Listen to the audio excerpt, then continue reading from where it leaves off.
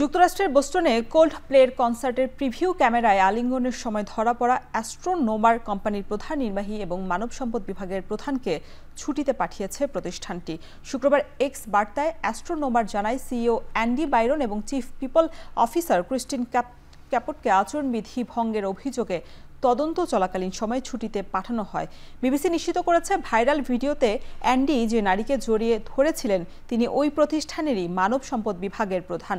গেল বুধবার কোল্ড প্লের কনসার্টের মধ্যেই দর্শকদের জন্য রাখা একটি প্রিভিউ বা কিস ক্যামেরায় টেক প্রতিষ্ঠান অ্যাস্ট্রোনোমারের সিইও এবং এইচআরকে আলিঙ্গনরত অবস্থায় দেখা যায়। বিবাহ বহির্ভূত সম্পর্কে জড়ানোয় অ্যান্ডির বিরুদ্ধে শুরু হয় সমালোচনাও। ম্যাকরেক ডেটার তথ্য বলছে, ভিডিও ভাইরাল হবার পর অ্যাস্ট্রোনোমারের সিইওকে নিয়ে অনলাইনে ৯,০০০-এর বেশি নিবন্ধ লেখা হয়েছে।